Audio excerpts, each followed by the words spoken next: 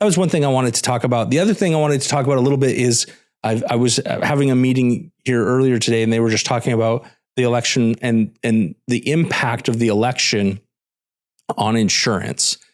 So I just want to speak about that just a little bit.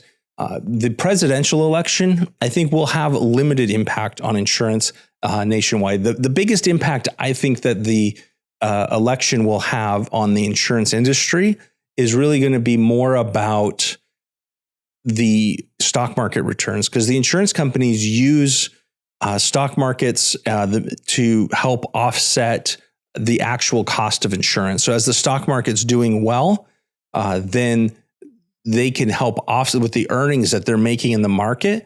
They can help offset some of the losses. So there's been times where insurance companies are undercharging what the actual risk is, because they know that, hey, I can take your $1,000 of insurance premiums, I invest it into the stock market, I get $1,000 and $1,200. So I'm earning a 20% rate of return on it, and then the actual cost of insurance was $1,100. So I gave you a discount by only charging you $1,000 instead of $1,100, and I made more money for the company by investing that $1,000 and turning it into $1,200.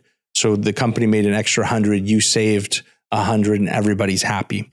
So I think in that aspect, right or wrong, people could argue it. The stock market responded after the election very positively. So I think that the stock market is going to like having Donald Trump as president for the next 4 years. So that could have a positive impact in the cost of insurance moving forward. Now, there's a lot of other factors for the pricing of insurance than just the stock market returns, but that one particular piece could be a benefit. The other issues that we run into, though, are things like when we have the hurricanes that hit Florida and massive wildfires, like those sort of catastrophic losses are a bigger impact to rate stability of the insurance companies than just the presidential election.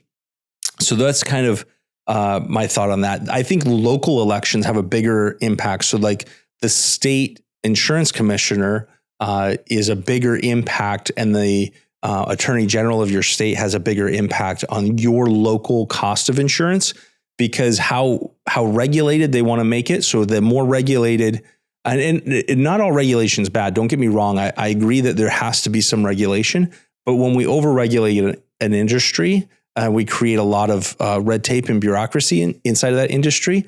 That adds costs to doing business. So as we see more regulation that comes into an industry, I think that's bad. I think we're already a very heavy regulated industry. So I think that could be very negative by adding a lot more. And then the attorney general also impacts because that's going to help impact how lawsuits are going through against big companies or even small companies, but how those lawsuits are handled, it directly impacts the cost of insurance. A lot of people think, oh, we're suing this XYZ company and we're getting paid out millions of dollars. It doesn't affect anybody but that company. The reality is it doesn't affect that company as much as it affects everybody else, because the companies have insurance and the insurance companies end up paying a lot of these lawsuits out. And so then they have to raise prices across the board to recoup the losses that they have. So it affects the company less than it affects everybody else. And a lot of people don't realize how that risk is spread out. So frivolous lawsuits and lawsuits have a place, right? Don't get me wrong. When a company does something egregious and is wrong, there should be accountability, and there should be someone should make amends to those who were suffering damage from that.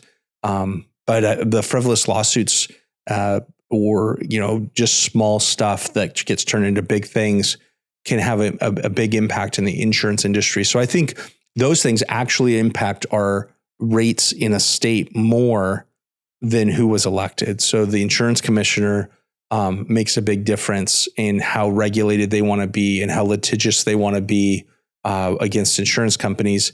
Sometimes, unfortunately, I think insurance commissioners forget that as a service to the people of the state that they're serving, they need to partner with insurance companies to a degree.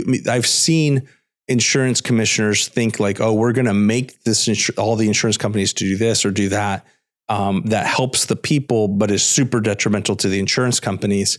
And at some point, the insurance companies just say, well, then we're not going to do insurance in your state. And when that happens, you have less options for the population. And then the people who are left selling insurance start to really ratchet up what the cost is and what the regulation, and they lower the coverages, they increase the costs, and they make it more difficult on the consumer. So there has to be a balancing act in there to understand, like, the insurance commissioner needs to hold accountable the insurance companies, but at the same time recognize it's not an us versus them, but how do we partner together to provide comprehensive, affordable insurance to our constituents? So I hope that the new insurance commissioner in the state of Washington takes that approach and does not take the approach of us versus them and overregulation that creates a vacuum on the insurance industry and puts more pressure on pricing and less options and coverages for the consumers. Time will tell. I don't know how it's going to shake out, and we'll have to wait and see. But those are things that actually I think are going to have a bigger impact in our state locally than even the federal election. So that's my rambling today.